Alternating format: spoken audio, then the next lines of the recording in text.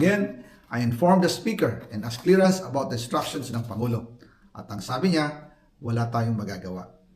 Kaya po nagtataka ako kung bakit sinasabi ni Pangulo na hindi niya makilala ang budget. Samantalang lahat na binawas at dinagdag sa mga ahensya ng gobyerno ay humihingi ng approval sa kanya si Sec. Mina Pangandaman. Bago namin ginawa o tinapos ni Senator Chis Escudero during the BICAM. Sinabi pa ni Sec. Mina, everything is cleared with the President. Basta importante, pasok ang pondo na request ng Pangulo. The following day, sinabi ni Sec. Mina, approve na si Presidente BBM sa lahat na binawasan na ahensya. Masaya na ang Pangulo dahil naipasok ang gusto niyang 100 billion insertion. Wala pong perang napunta sa akin. Lahat po ng insertion napunta sa ating Pangulo at Speaker Martin Romualdez. Ako lang at ang aking mga tao, sila Paul Estrada, Mark Tiksay, at ang aking mga security ay nag-deliver papunta sa bahay nila Pangulong Bongbong Marcos at Speaker Martin Romualdez sa North Forbes Park, South Forbes Park, hanggang sa Malacanang. Yung mga deliveries po ay merong record ang aking mga tao. Totoo po yung sinasabi ni Orly Gutesa na nag-deliver siya sa Forbes Park. Totoo din po ang sinasabi ni Orly Gutesa na nag-deliver siya sa Malacanang nung siya ay nasa Senado. Para mapatunayan ang mga litrato na deliveries ay ilalabas ko po together with this video.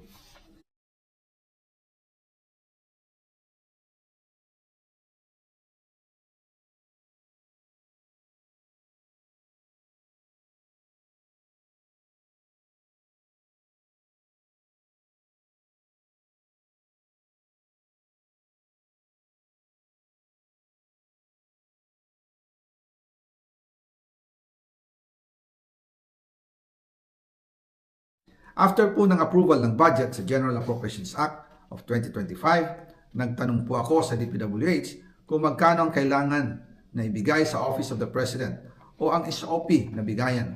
Ang sinagot sa akin ay 25%. Ang ibig sabihin nito, 25% ng 100 billion ang SOP na kailangan ibigay kay BBM mismo.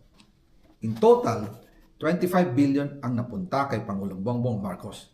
Kaya ngayon ay hinahamon ko si Ombudsman Remulla kung seryoso talaga siya sa mga sinasabi niya sa kanyang press release na idadamay niya pati si Martin Romualdez kung magbibigay ako ng ebidensya.